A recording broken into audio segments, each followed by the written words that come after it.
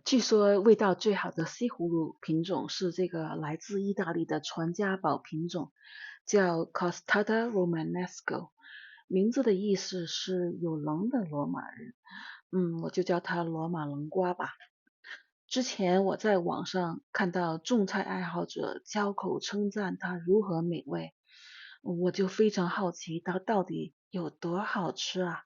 是什么味道呢？今年我把这个瓜给种出来了，吃过了，结论是这是我吃过的味道最好的西葫芦。至于它的具体的味道，容我稍后细说。先说说我是怎么种这个罗马棱瓜吧。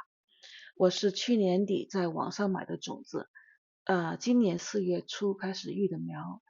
其实我是在 USDA 的第10种植区，比较温暖，早1个月可能也没问题。明年吧。本来考虑到空间有限，而这个品种的植株据说是比较大的，所以只打算种一株，播了4个种子，出了3个苗。本来的打算是留2个做后备，后来后备都转正了，种过菜的人都懂的。小苗进入蓬勃成长阶段，也落实了我的最大忧虑。这个品种的植株真是很大，在阳台上种真是勉为其难了。好在有一样东西可以帮我最大限度的利用空间，就是这种滚轮底座。详细情况可以看我之前做的一个视频，片尾有链接。有了滚轮底座，我可以把其中一株推到角落里头，也可以给它转身，是不是很方便啊？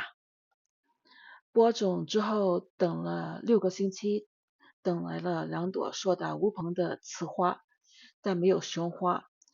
然后又眼巴巴的等了1个多星期，期间有小心翼翼的给雌花做人工授粉什么的。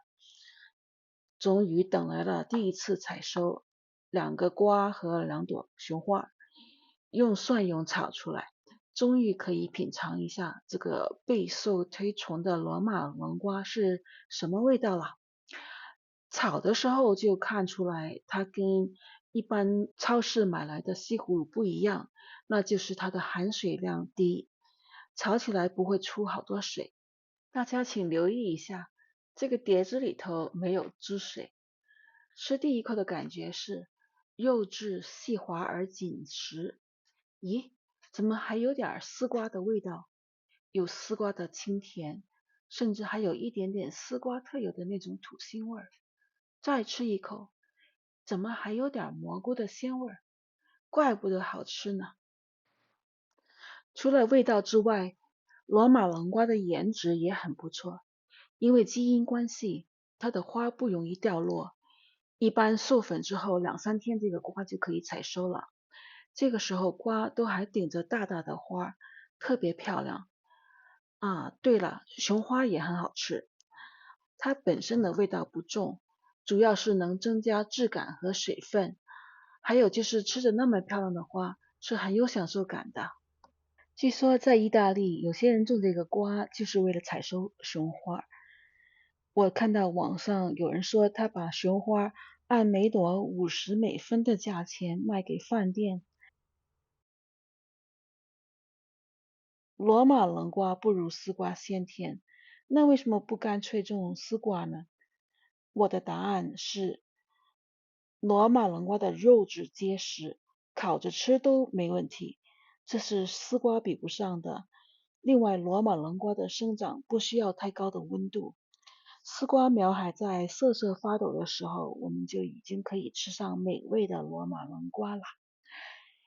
今天先讲这么多，关于罗马棱瓜我还有续集，因为还有一些有意思的种植体会想分享一下。谢谢你的观看，下次见。